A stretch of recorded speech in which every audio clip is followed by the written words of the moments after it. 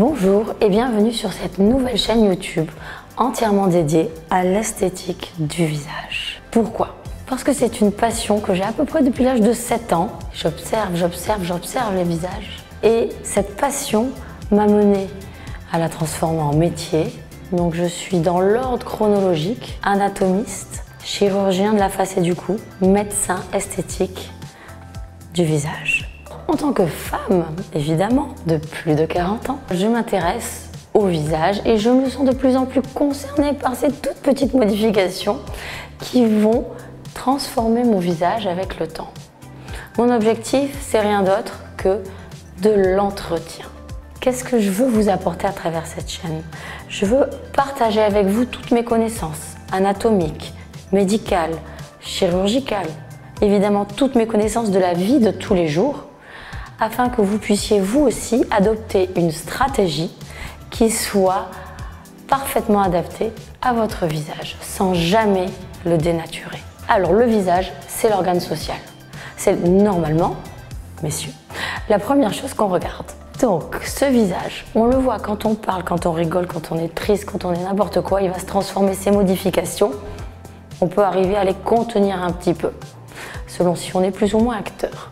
Mais par contre, les modifications imperceptibles qui se font avec le temps, je dis imperceptibles parce qu'on ne se rend pas compte jusqu'au moment où c'est le drame. Et là, on ne voit plus que ça.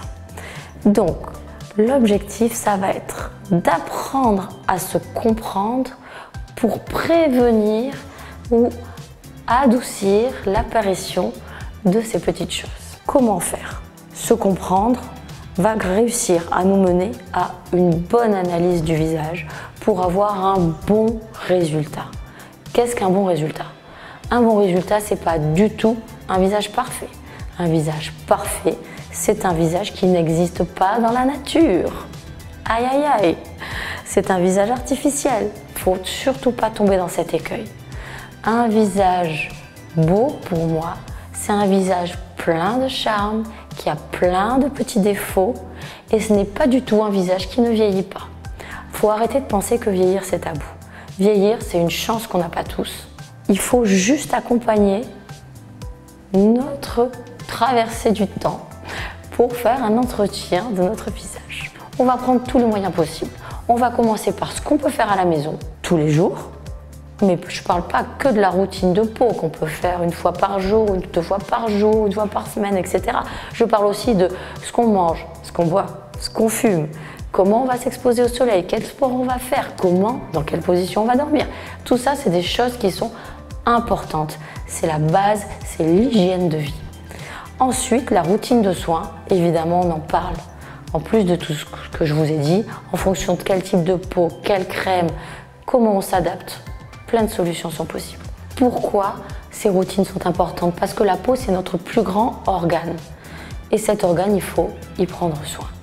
Et puis au bout d'un moment, forcément, on peut faire manger de la prêle et de la pousse de bambou pour pas avoir de modifications squelettiques. On peut essayer de faire du yoga du visage pour rester musclé. On peut manger des oméga 3, des oméga 6, des oméga 9 pour garder une belle graisse. Mais si on croit qu'en faisant ça, notre visage ne va pas se modifier, je pense qu'on se trompe. Il va falloir aussi se faire aider par votre médecin. Votre médecin esthétique, c'est vraiment un couple qui va traverser le temps et qu'on va garder plusieurs années pour vraiment avoir ce principe de prévention. Ce médecin esthétique, ici moi, on va avoir plein de choses à vous proposer. Déjà, on va faire du plus doux au plus intrusif. Le plus doux, c'est toutes les soins de peau qu'on peut faire en fonction de la saison, des skin boosters, de la revitalisation, des petits peelings, des nettoyages de peau profonds, des LED. On va aussi pouvoir traiter les volumes qui se modifient avec l'âge, sans jamais exagérer, évidemment. Ça, ce sont les acides hyaluroniques, je vous les décrirai plus tard. Ensuite, on a aussi toutes ces contractures musculaires qui vont arriver et qui vont tirer le visage vers le bas, qui vont concentrer le visage vers l'intérieur.